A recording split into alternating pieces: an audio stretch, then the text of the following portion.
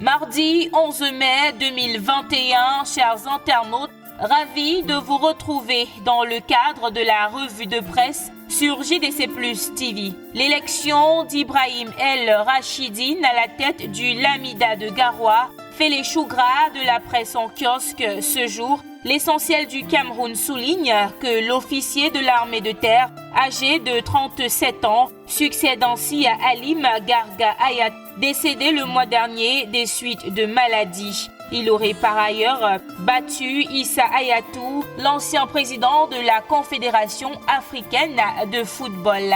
Et c'est de là que Mutation tire son titre de ce jour. Le quotidien de la rue de l'aéroport titre « Lamida de Garoua, Issa Hayatou joue et perd ». Il indique par ailleurs que cet officiel de la CAF a été largement dévancé par le nouveau Lamido. Mutation s'intéresse également au nouveau roi de Garoua. Son parcours est dressé en page 5.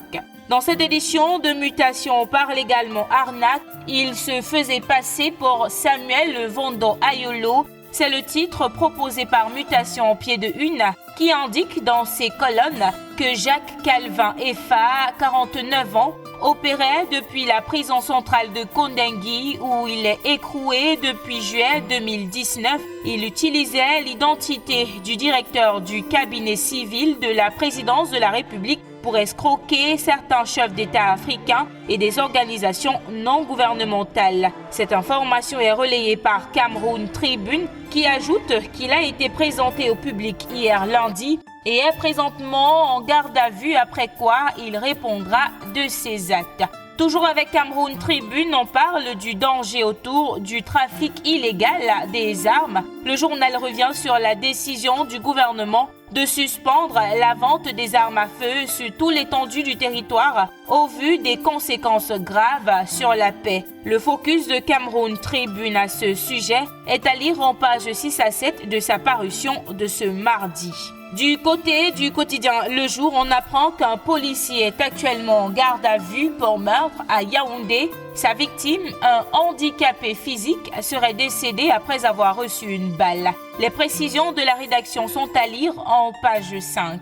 On quitte la prison, direction le palais d'Etoudi avec pour guide le messager qui fait savoir qu'en ce moment règne la mafia des task force. Le journal écrit que des premiers ministres, Yan Filemon, à Diangouté, en passant par les ministres Bidoung et Manaouda, tous observent en spectateurs dociles comment le secrétaire général à la présidence de la République, Ferdinand Ngongo, je cite, se sucre dans le gré à gré. L'analyse de la rédaction est à lire en page 3, 4 et 5 de son édition de ce jour.